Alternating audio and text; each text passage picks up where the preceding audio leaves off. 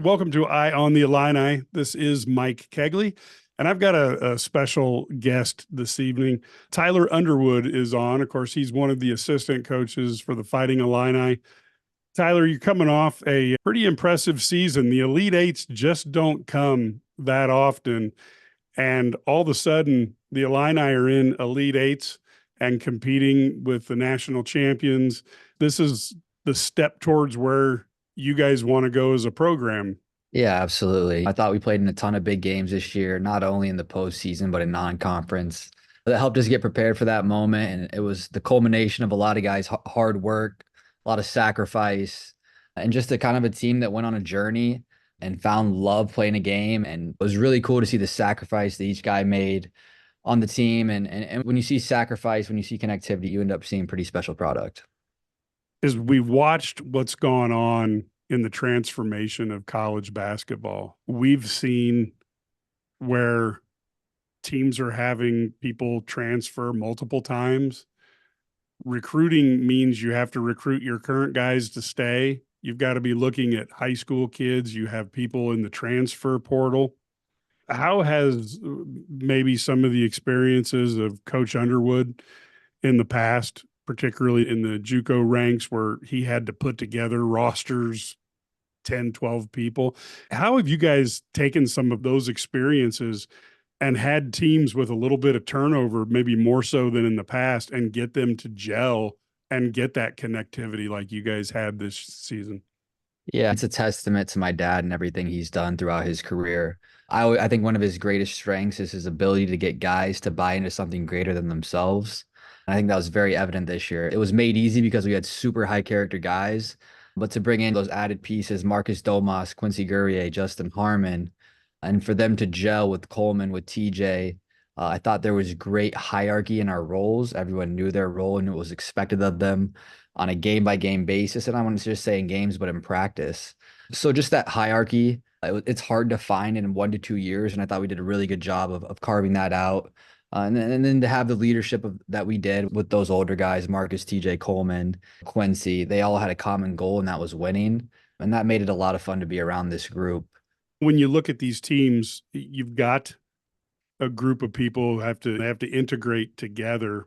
When you guys are dealing with the portal, which is, let's face it, it looks like a nightmare from the outside looking in with that Yeah. many people. How the heck do you keep track? Obviously, Illinois is one of the elite programs in the country. They don't look at all 1,800 guys in the portal. But how do you keep track of, just like on a day-to-day basis, more people are jumping in there? How do you know that you're interested in player A versus player A, B, C, D, E, F, G, 3 who Right. comes in later? Yeah, I think it's having a blueprint of the type of player that we like. And I think that's something we've really been able to dive into the last couple years. Again, we like bigger guards, we like bigger wings. So that some of those key characteristics are able to trim it down right off the bat. And then obviously just looking at key analytics that we value, things of that nature, it helps dwindle down the total number of guys. But then it's a lot of film work and we have a process in place. Our GAs, Jack Bourne, JC Keller, Dyshawn Hobson do an unbelievable job of cutting film. We call it game flow.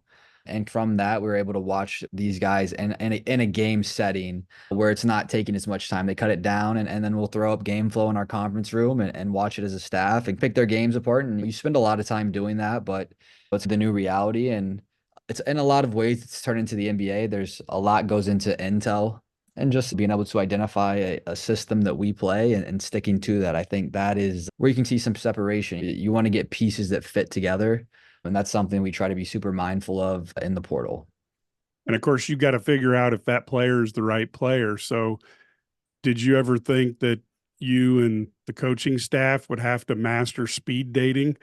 Because it almost seems like you've got to be able to meet with somebody and really figure out what they are as a person and a player Right. very quickly. How do you work on that? Yeah, I think that's where the intel comes in, just talking to people in their circle, talking to teammates of theirs, talking to a coach they've played for. Not much different than what our guys are going through in the NBA draft process right now. Just trying to identify what type of person, what type of teammate, like what makes them tick as a person. I think as a program, we're very secure in our culture, and our culture matters to us, and we understand that not everyone is a fit for that. And we try to identify that right away. And I think for us, that's just as big a part as their talent and their game. And when you look at, let's take a look at Draven Gibbs Lahorn. Here he's back. How do you determine, you've seen him in practice, and then how do you determine, okay, here we've got a player who's been in practice because we had a really good team, didn't get as many minutes as somebody who went to directional university. And you've got other players who played at smaller schools, got up some minutes, maybe put up some nice stat lines, and yet you're sticking with DGL. Yeah. How do you determine a guy that you saw in practice versus somebody else who's played in games, and how do you as a coach analyze those things? Yeah, I thought Draven had an unbelievable year, and you guys really got to see that late in the years. Everyone is the best player on their high school team, and then you get to college, and it's like, how do I play with other great players? And it was super cool to see Draven figure that out late in the year. And I think he's a guy that has star power for us. He's an unbelievably hard worker. He's a great teammate. And again, I talked about culture earlier. He's an elite competitor. Him and TJ Shannon, like they went at it every day. And some of TJ's competitiveness wore off on Draven, and now he can carry that torch. But in terms of evaluating guys at a lower level per se, I think a lot of it is role, right? You have to have an understanding of the role that is expected of them coming in and what role they're going to play. So you get some guys who are super high volume who may not be as high volume in their role here. And those are things that are determining factors as you put a team together. And speaking back earlier to the blueprint, just knowing what they're going to be in our system and how comfortable they are and we are with what that role will look like. A little bit like the Patriots. Belichick would find these players that you just knew when he signed them, they're Patriot players, and then they would go out and do what was asked of them.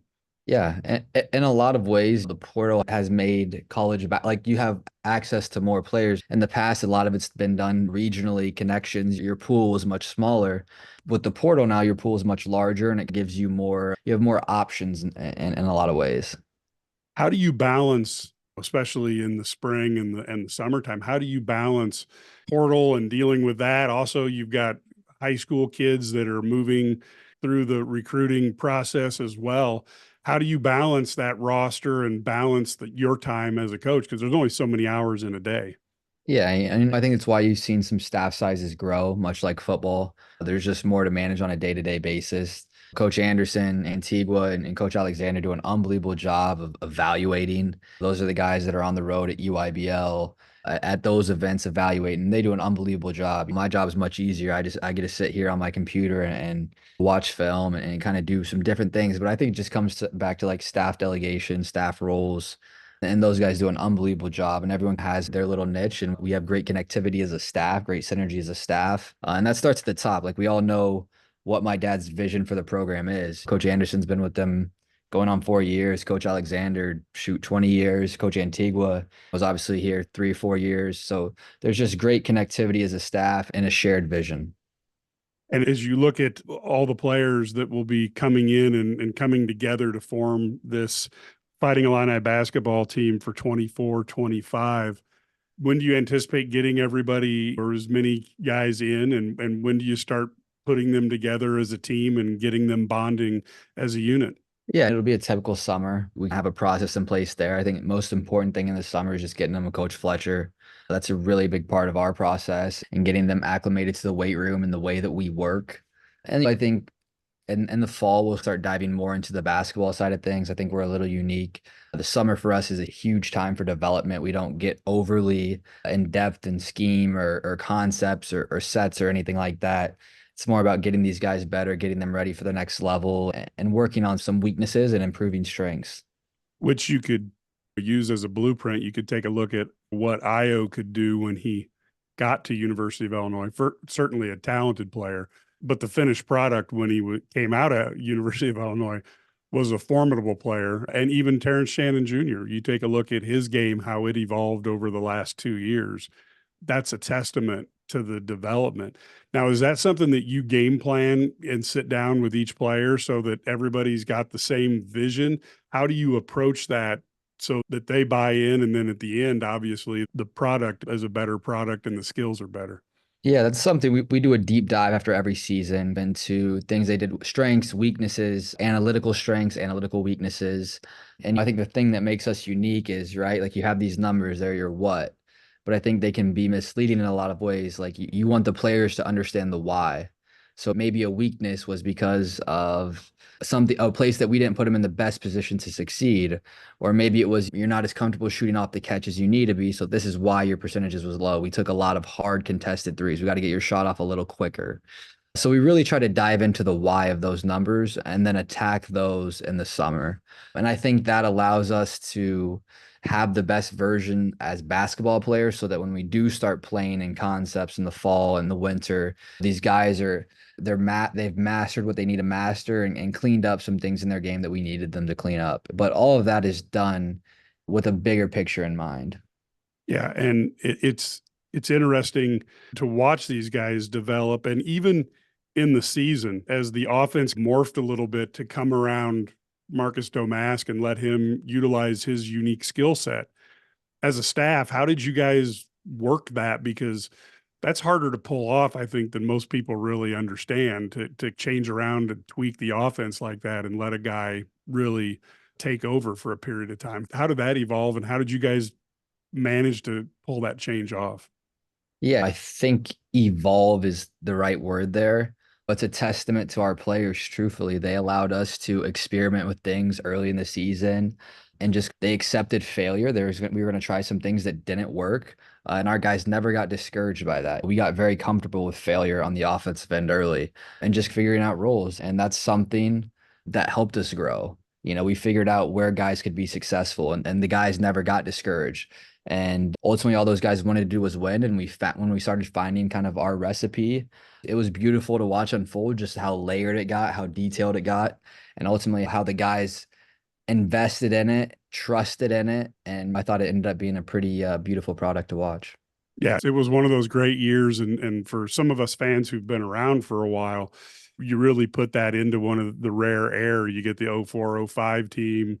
You go back and you can even look to Bill Self back in 2000, 2001. You go back to the 89 team, and even some of us are old enough to go back to 83, 84. When you look at those teams that were so entertaining to watch.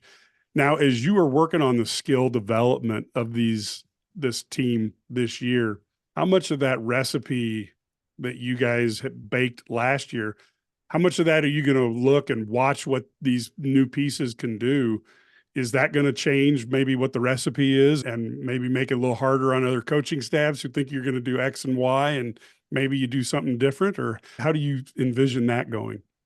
Yeah, I think every player is unique in their own way. And I think that's one of the beautiful things about the game of basketball. So we really try not to pigeonhole players or you're going to play X, Y, and Z role. That's going to be something that we figure out on the fly as we get to know some of these new guys better. Obviously, we know what we have with Draven and with Ty returning. Those are two guys we're very comfortable with, and they're going to continue to get better. But yeah, I think it's just something as we learn, as we feel it out, as we put them in different situations, concepts, and understand their games a little more, we'll have a better idea. Yep. And then one other question that I had comes down to you've had an opportunity to grow in the coaching role that you've been in. Where do you see your career evolving as players are adding pieces to their game every season? As a coach, how do you approach your own skill development and your long-term development? Yeah, it's just trying to stay innovative, creative. I think as coaches, we're ultimately teachers. So finding ways that I can teach the game better, connect with guys more, and help them understand what it is that winning is and how that can benefit them. And along the way, have fun and give them the recipes to succeed at the next level as well. But basketball is always evolving. I really do believe that. And just studying the game, it's something I enjoy. And the NBA playoffs are always the cutting edge in terms of technology. It's like the Silicon Valley of tech, like playoff basketball is the peak. So we just always try to stay ahead of those analytical trends, those conceptual trends, and then try to teach those to our guys so that they can apply them and be the best versions of themselves. Speaking of that, you've seen obviously what Terrence Shannon Jr. can do on the court. You've seen what Coleman Hawkins can do on the court, Marcus Domask. How do you feel about, again, it's a hard thing to even be drafted in the Yeah. NBA. How do you think those guys' games might translate into professional basketball? I think they're all three professionals, which gives them a head start. They're all three really dedicated workers. They're great teammates. And I think they all three are competitive spirits. They all three are very different in kind of what their role will look like in that league. And each of their journeys will be a little bit different. But just knowing what I know about those kids as competitors, as teammates, I think they'll all three find a way to make it no matter what the path is. Now, you've got the summertime coming up here. What do you do to get away from the game and relax? It's I don't really need a ton of time away just because I enjoy doing what I do so much. I enjoy watching the game. I like to play golf. I'll get out there a couple times a week and play golf, and that's something that was an escape away. It keeps me mentally sharp. It's golf's a grind, Yeah. but I do enjoy golf. I enjoy reading, exercise. I've been back in the weight room with Fletch and just going with the flow. Yeah, it sounds like it's going to be a good off season. So there's obviously fans are waiting to see what happens, the completion of the roster. At Illini guys, we talk to people about, hey, right now it's still not a finished product, and really it's hard to grade an off season until April of 2025 when we see how the NCAA tournament goes out. How do you guys look at that when you evaluate an off season? How do you look at the grade card, so to speak? Yeah, I don't think that's something we really do. I think, like you said, kind of April 2025 and more just like a healthy program. Getting guys, is our culture strong? Our guys buying into what we're doing is much more important to us than a report card. It's more of how are our processes? Are they sharp?